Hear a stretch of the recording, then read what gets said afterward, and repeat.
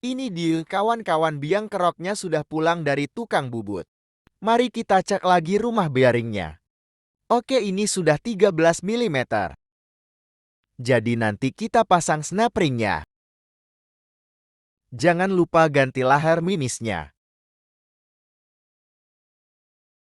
Ini kita ganti lahar candinya dengan kode 6302. Sebentar ya, kita copot dulu salah satu penutup bearingnya, supaya mudah terlumasi oli mesin. Snap ring sudah terpasang. Nanti kita susun lahar mimisnya di sini. Pada saat penyusunan, lakukan dengan perlahan dan teliti. Jumlah lahar mimisnya 21 buah.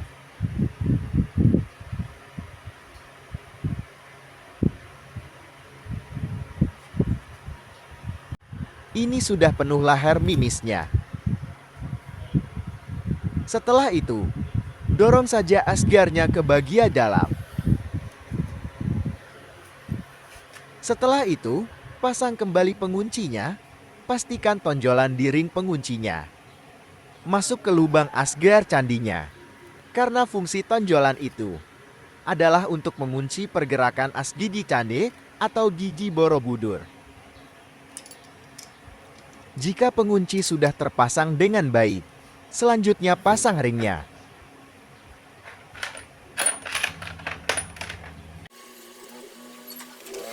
Lalu pasang kembali murnya.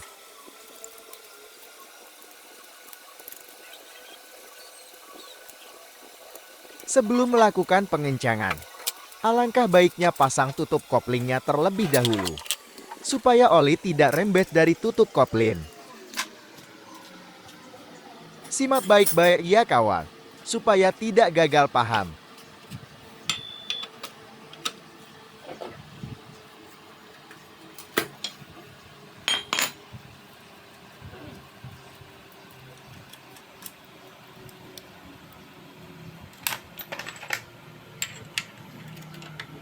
Ring dan pengunci ini sering terjepit oleh tutup kopling. Nah, ini adalah kewakan untuk ring dan kuncian asgar candi. Nah, sekarang kita coba tes gigi selahnya. Untuk memasang perselai, cukup kalian tekan dan putar. Tidak perlu kalian lempernya. Lalu masukkan gigi selahnya. Nah, seperti ini suaranya kalau gigi selah bersenggolan dengan gigi Borobudur.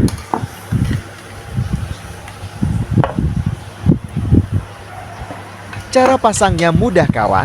Paskan saja kruk asnya. Lalu dorong dan selah-selah kick starternya.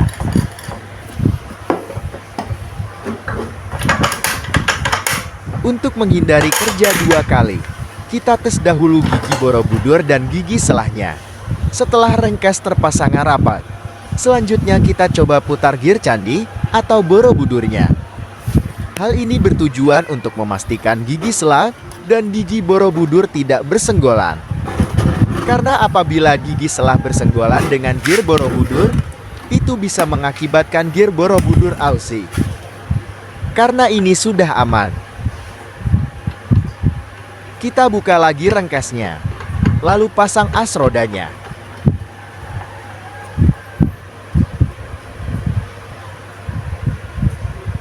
As roda sudah terpasang. Kruk as juga sudah aman. Jangan lupa beri sedikit oli di bagian venturi atau hisapannya untuk meminimalisir gesekan. Kalian jangan sampai lupa memasang benda ini. Biasanya kami menyebutnya pesawat-pesawatan. Kalau benda ini lupa dipasang, biasanya komponen kopling akan kering dan mudah aus. Jadi kalau komponen kopling kalian sering bermasalah dan tidak terkena oli, silahkan cek benda kecil itu. Jangan lupa kalian beri pelumas bagian gigi selah dan as roda yang bertumpu pada bearing bak presneling. Sekarang kita lanjut ke pemasangan. Kita beri sedikit lem pada pakinya untuk meminimalisir kebocoran.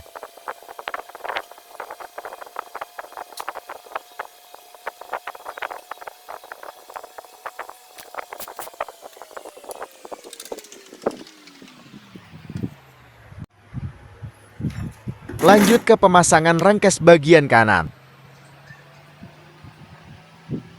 Selah-selah dan dorong ke dalam. Setelah rengkes rapat, pasang baut-baut dan murnya. Jangan lupa diberi ring, supaya rengkes tidak rusak, dan mur tidak mudah kendor.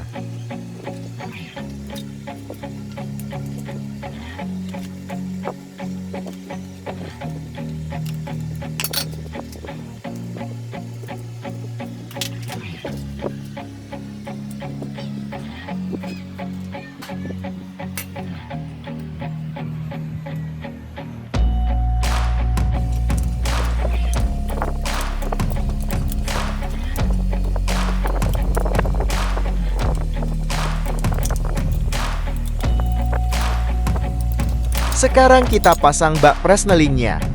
Jangan lupa diberi packing, supaya oli tidak rembes. Posisikan bak presneling ke gigi 4 seperti ini.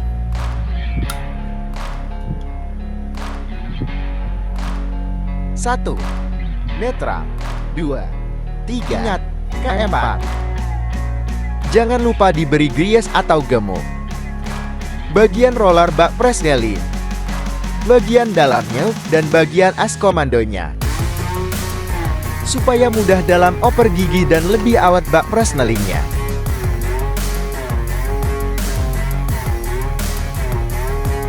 Kemudian tarik as komando sambil selah atau engkol beberapa kali. Tarik sampai as komando sampai di ujung.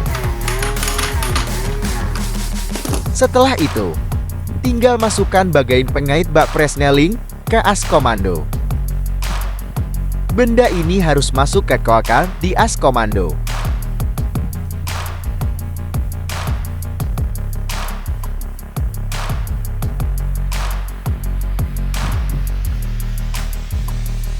Setelah kaitan bak presneling masuk ke dalam knob atau got di as komando, tinggal kalian posisikan bak presneling ke bautnya.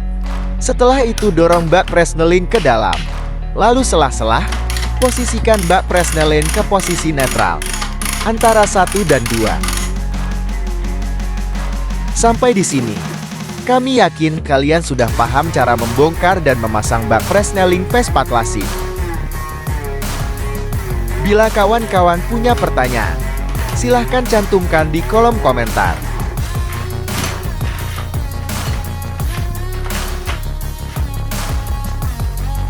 Pasang kembali ring dan murnya, lalu kencangkan secukupnya.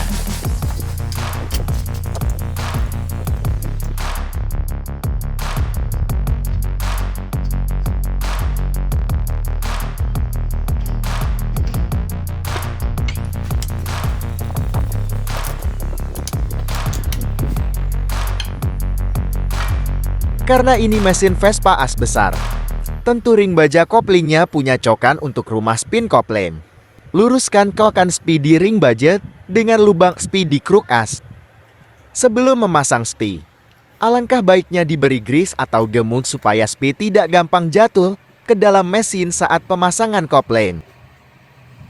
Setelah itu, mari pasang koplingnya. Perhatikan lubang spi yang ada di kopling. Lalu dorong sambil diputar kanan-kiri, supaya kopling masuk ke kruk as. Setelah pas dan masuk, kalian pasang mur koplingnya. Tapi, jangan lupa diberi ring matahari sebelum kalian pasang murnya, supaya mur kopling tidak mudah kendor. Jika mur kopling kendor, backplate kopling akan mudah rusak pada bagian lubang spinya. Nah, ini cara menahan koplingnya kawat, menggunakan plat besi seperti ini. Setelah itu, kita bisa mengencangkan mur kopling menggunakan kunci sok ukuran 14. Kencangkan secukupnya saja, jangan sampai slap. Setelah itu lepas kembali plat penahan koplingnya. Setelah itu pasang gobangannya. Nah, ini dia gobangannya, ada kawat penahan gobangannya. Kita masukkan yang bercabang lebih dahulu.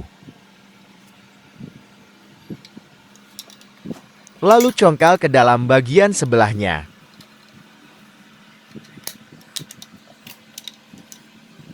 Oli yang di mangkok kopling akan menyiprat ke arah tutup kopling. Nah, akhirnya stud kopling dan gobangan akan terlumasi oleh oli mesin.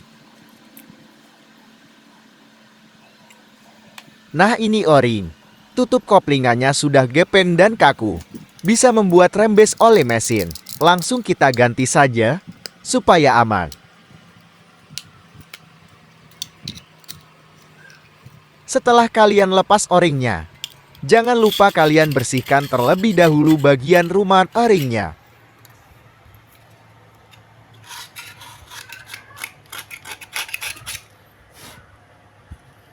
Nah, ini O-ring barunya.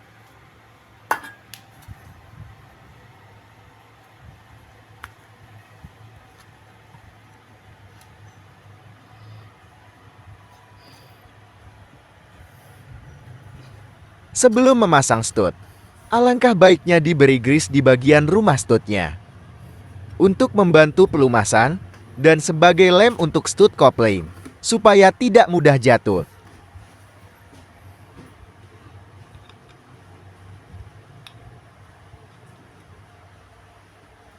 Setelah itu, lanjut pasang tutup koplingnya.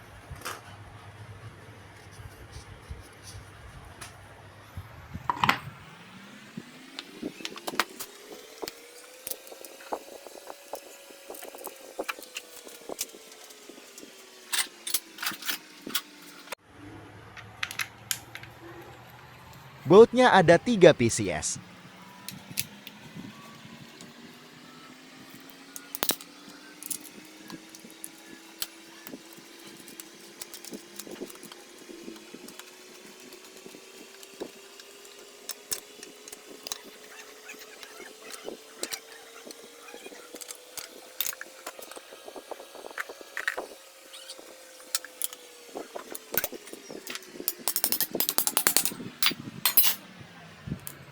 Sekarang pemasangan mangkok karburator.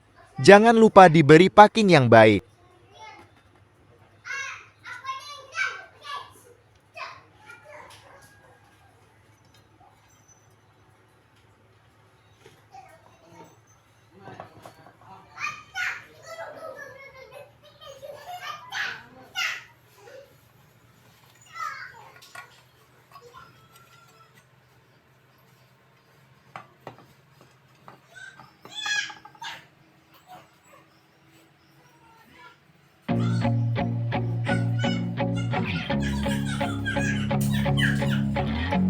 Jangan lupa dibaut mangkok karbunya.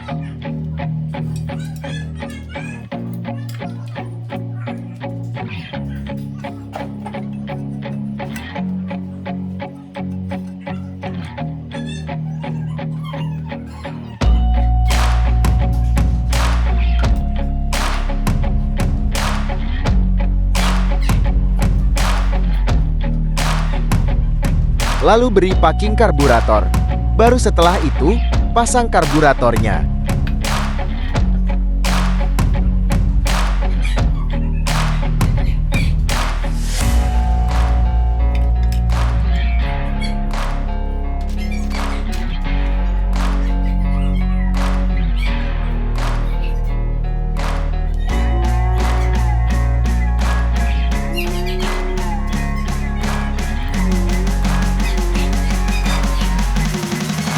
Jangan lupa diberi ring pada mur payung karbunya.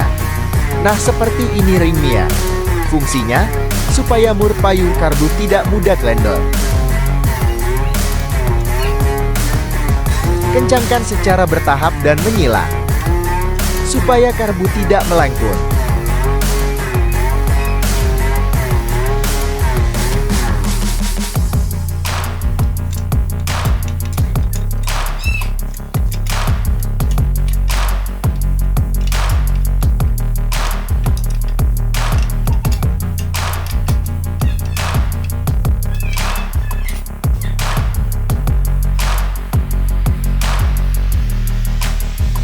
Nah, ini adalah setelan anginnya. Kita putar ke kanan sampai mentok, lalu putar kembali ke kiri. Sebanyak 2,5 putaran.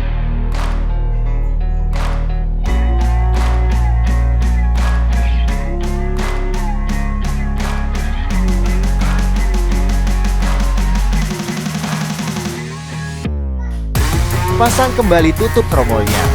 Ada bautnya 3 PCS ya kawan. Buat yang pernah mengalami baut ini lepas, maka tromol dan kampas akan luka-luka. Caranya supaya tidak lepas. Sebelum dipasang, bautnya kalian beri lem terlebih dahulu. Dengan begitu, baut akan lebih kuat.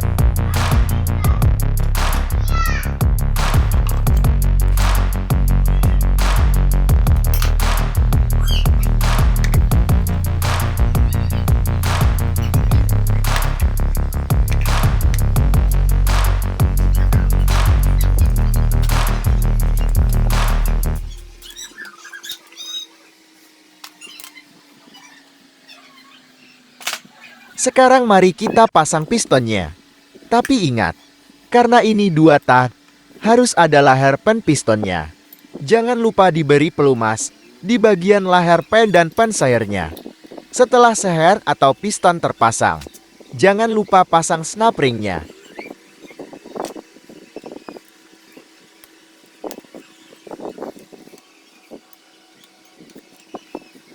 Jangan lupa kalian cek dan pastikan snap ring berada pada tempatnya.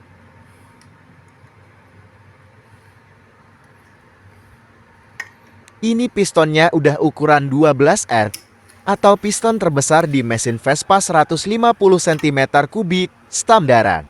Nah ini kawan-kawan, tanda yang menunjukkan mana bagian bawah atau atas pistonnya. Arah panah bawah ini ditujukan ke arah exhaust atau knalpot. Bila tanda panah hilang, gunakan knock ring piston ini sebagai tanda bagian atas piston. Knock ring sahar atas, arah panah bawah. Sudah jelas ya kawan. Sekarang tentang packing block. Perhatikan packing bagian ini. Jangan sampai packing ini menutupi lubang transfer atau bos bagian blok. Karena hal itu bisa sedikit mengganggu suplai gas bahan bakar dari ruang karter ke bagian head.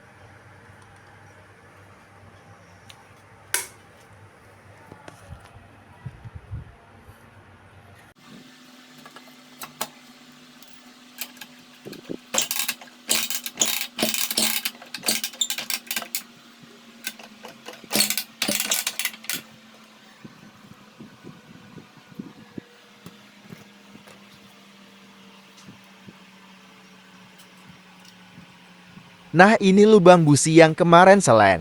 Sudah diperbosh ulang. Sudah siap dipakai kembali. Kita beri sedikit lem untuk memperkecil resiko kebocoran.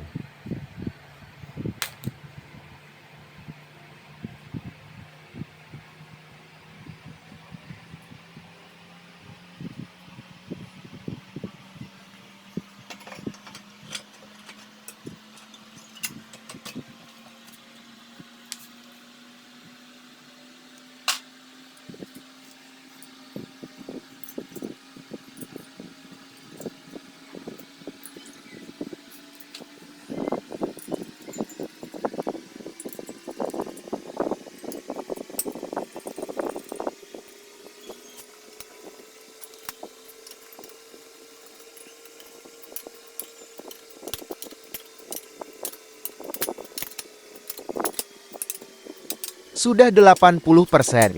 Tinggal pemasangan pengapian dan kipas.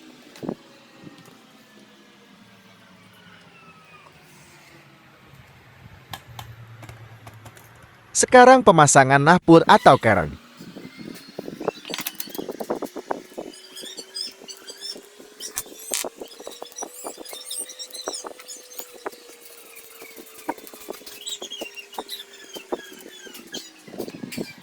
Ini ada tanda 1 garis di rengkes untuk penanda waktu pengapian.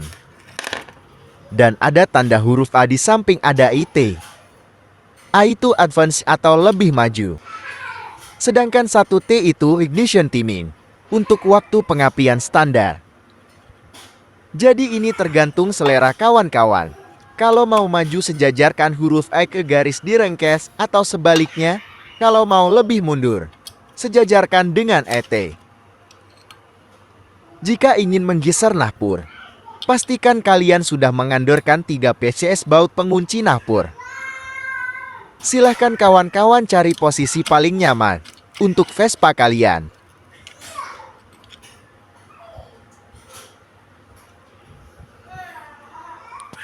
Jika sudah pas, jangan lupa kencangkan lagi baut penguncinya.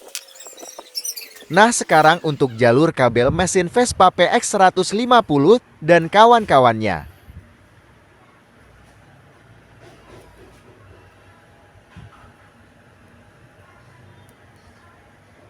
Putih untuk masa CDE.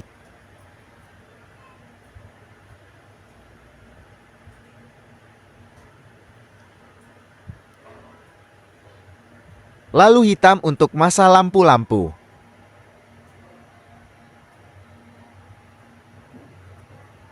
Biru untuk kelistrikan lampu-lampu. Lalu hijau untuk spol api CDE.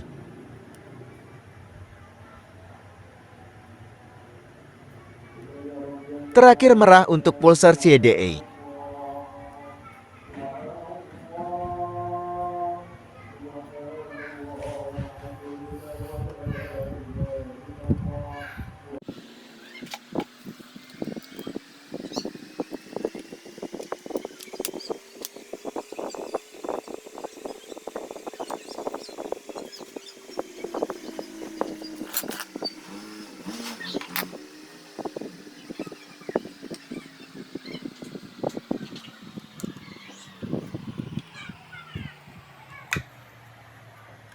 Merah ketemu merah, putih ketemu putih, hijau ketemu hijau, pin ke koin, dan hitam strip putih untuk kontak.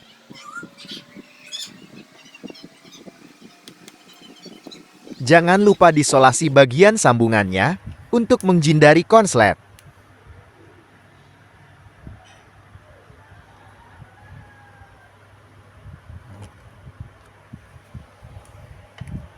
Mohon maaf karena keterbatasan waktu dan alat. Proses pemasangan mesin ke bodi tidak kami dokumentasikan.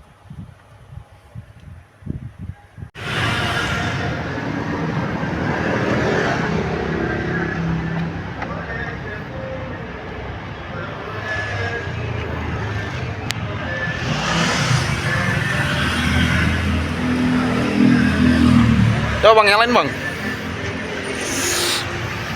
Udah netral bang.